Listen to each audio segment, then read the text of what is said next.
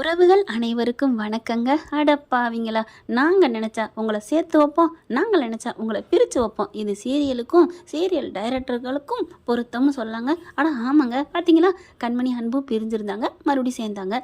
இப்போ உடனே பிரித்து வச்சுட்டாங்க. இனிமேல் கதை என்ன இருக்குது, ஹீரோ ஹீரோயின் சேர்ந்துட்டாங்களே அப்படின்னு நான் நினச்சேங்க. நினச்ச அடுத்த நாளே டமால்னு தூக்கி போட்டாங்க. பிரிவு பட்டுருச்சு, பிளவு பட்டுருச்சுங்க. இப்போ பார்த்தீங்கன்னா கண்மணி டமால்னு கேட்ட உடச்சிட்டு உள்ளுக்கா வராங்க. எனக்கு அண்ணாமலை படம் ஞாபகம் வந்துச்சுங்க. உங்களுக்கெல்லாம் யாருக்கெல்லாம் ஞாபகம் வந்துச்சுன்னு கரெக்டாக சொல்லிடுங்க கமெண்ட்ஸில். ஆனால் ஆமாங்க, ஐயோ இந்த நாள் குறித்து வச்சுக்கோ கலண்டரில் அப்படின்னு சொல்கிற மாதிரியே தான் இப்போ கண்மணி வந்து என்ன கையை வச்சுட்டில சும்மா விட மாட்டேன்டா அப்படின்னு அன்பை பிடிச்சி கத்துறாங்க. ராஜேஸ்வரிக்கே தெரியலங்க, இது வந்து அவங்க அப்பனு மைனை ஏற்றி விட்டது, அப்பன் ஏற்றி விட்ட கதை. வெண்ணிலா தான் பண்ணது எல்லாமே. ஆனால் கிளவி பார்க்குது, ஏய் ஏண்டி உளறிக்கிட்டு இருக்கியா? ஆமாம் அப்படிங்கிற மயங்காரன் ஒத்துக்கிறேன். ஆமாம்மா, அன்பு தான் எல்லாம் பண்ணான். ஆமாம், இப்போ இவ அப்படி பண்ணா பாட்டியை அடித்தா நாங்கள் விட்டுருவோமா என்ன? அவன் அதான் அப்படி பண்ணான்னு கரெக்டாக ஒத்துக்க வைக்கிற மாதிரி சொல்லிடுறாரு. அன்பு ஆமாடி, அன்பு மூஞ்சிலேயே ஒரு 4 குத்து அப்படின்னு தாங்க தோணுது. என்னங்கடா மனுஷங்க, பாட்டியை பற்றி எல்லாம் தெரிஞ்சுக்கிட்டும் பெத்த தாய் கதறது துடிக்குது, அதை கண்டுக்கவே இல்லை. பார்த்தா கண்மணிக்கு உண்மையிலே நேற்றெல்லாம் கண்மணி மேலே கோவம் வந்துச்சு, இன்றைக்கி எனக்கு வரலைங்க.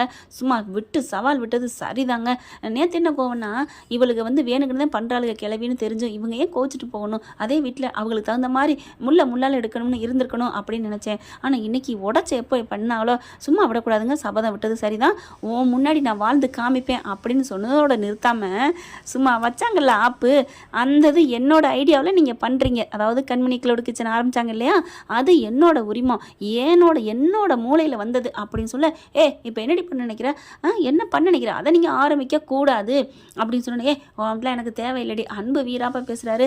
ஆனால் அவங்க அப்பத்தாவும் அப்பனும் அதெல்லாம் இல்லை அப்படிங்கிற மாதிரி பேச, வேணா எடுத்துக்கோ, நீ வேணா எடுத்துக்கோ, காசை கொடு, எனக்கு ஒன்றும் தேவையில்லை, நீங்கள் நடத்தக்கூடாது அவ்வளோதான் அப்படிங்கிற ராஜேஸ்வரி கூட்டி கழிச்சு பார்க்குதுங்க. அப்படியே ராதாரவி மாதிரியே, இங்கே பாரு, இப்போ உனக்கு என்ன, நீ வந்து யோசனை சொன்னேன் அவ்வளோதானே, வேணா உன் யோசனைக்கு காசை வாங்கிக்க அப்படின்னு சொல்ல பார்க்குறாங்க. அவள் காசெல்லாம் ரோசக்காரி பாட்டி, வாங்க மாட்டா பாட்டி அப்படின்னு ஏற்றி விடுதுங்க. மயூரியும் சேர்த்தாங்க.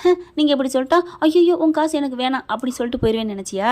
நான் வேணான்னு சொல்கிறதுக்கு உங்கள் காசாக இருந்தால் வேணான்னு சொல்லுவேன். அது என்னோட மூளை, என் மூளையை நான் யூஸ் பண்ணி நான் சொன்ன ஐடியா, என் ஐடியாவுக்கு கொடுக்குற விலை, அதையும் நான் வேணான்னு சொல்லணும் அப்படின்னு சொன்னோன்னே, ஆனால் என் பேர் இருக்கக்கூடாது அப்படிங்கிறாங்க.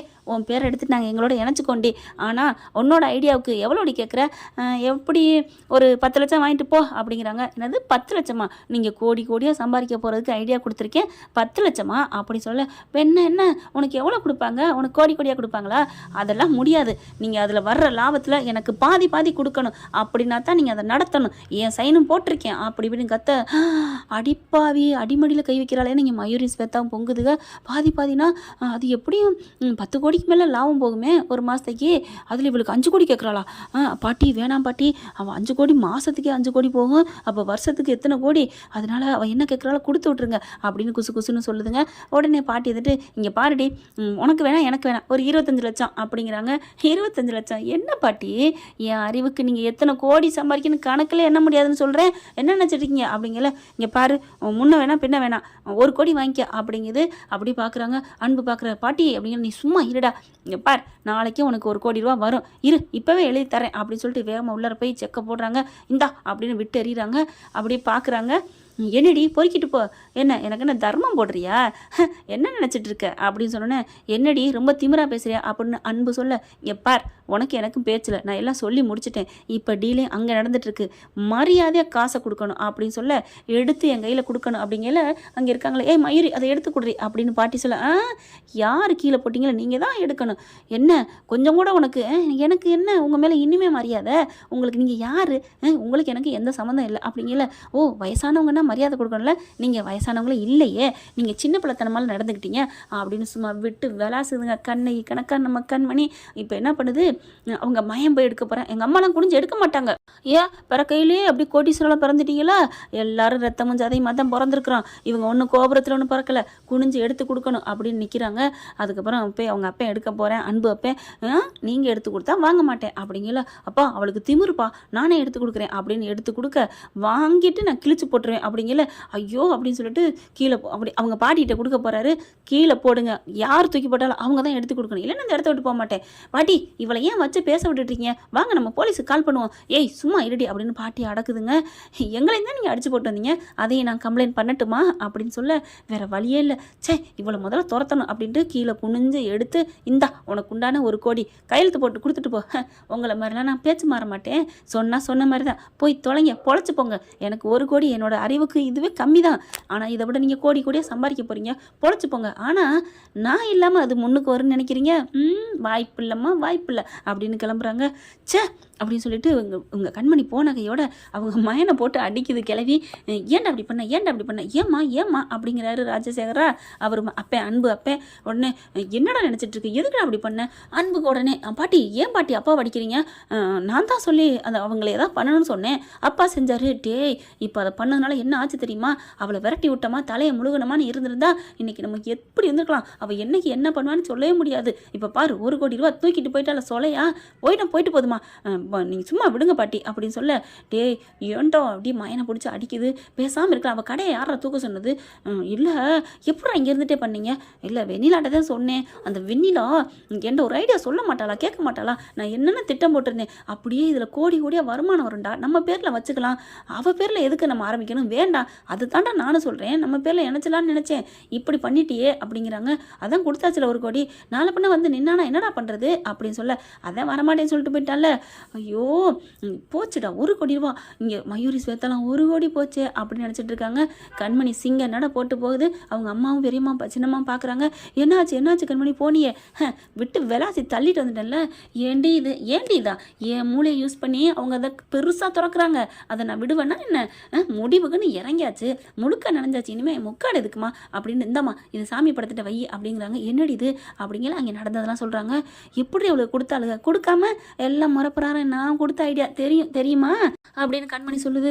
ஐயோ நாளை பண்ண எதுவும் செய்ய மாட்டேன், அதெல்லாம் ஒன்றும் செய்ய முடியாதுமா, என்ன நினச்சிட்டு இருக்காங்க, கடவுள்னு ஒருத்தர் இருக்காங்க, நம்ம லைட்டாக கண்ணாசுற நேரம் வந்து தட்டிட்டு போயிட்டா, வெண்ணிலாவுக்கு இருக்குது, நான் அவளுக்கு சவால் விட்டுருக்கேன், கண்டிப்பாக நான் முன்னுக்கு வருவேம்மா அப்படிங்கிறாங்க. அதே மாதிரி தாங்க கண்மணி அந்த காசை வச்சு ஆரம்பிக்கிறாங்க. சூப்பராக போகுதுங்க, கண்மணி பேர்லேயே வச்சு சும்மா ஜெகஜோதியாக இவங்களோட சமையல் கை ருசிக்கு. அவங்க இடியா பார்த்தாலே பெருசாக இடியப்பம் ஒன்றுலே இல்லை, எல்லாத்தினாலையுமே பெரியம்மா சித்தி எல்லாருமே செஞ்சு வேலை சேர்ந்து பார்க்குறாங்க. சும்மா கொடி கட்டி பறக்குது. ஆனால் அன்போடது டவுன் ஆயிடுச்சுங்க. ராஜேஸ்வரியோட திமிரால அவங்க இணைச்சாங்க பார்த்தீங்களா, சேர்ந்தவங்க எல்லாருமே எங்களுக்கு வேணாங்க, எல்லாமே நியூஸாக பரவிடுது, இந்த மாதிரி பொண்டாட்டி பிரிஞ்சு போயிட்டாங்கன்னு 50 பேருமே கண்மணிக்கிட்டு தாங்க ஆர்டர் கொடுக்குறாங்க. கொடுக்க அப்படியே அண்ணாமலை எப்படி எகுறாரோ அதே மாதிரி இவங்ககிட்ட மேலே போகிறாங்க. அவன் அசோக் மாதிரி கீழே ஒன்றுனா அப்படி டவுன் ஆகிட்டானா விற்றுக்கிட்டே இருக்கான். கரெக்டாக 2 பேர் காரில் வராங்க. நம்ம கண்மணி காரில் வந்து ஜம்முன்னு அப்படி நிற்கிறாங்க. குறுக்க வந்து நிற்கிறேன், குறுக்க யாரா அது அப்படின்னு சொல்லிட்டு எட்டி பார்க்குறான் அன்பு.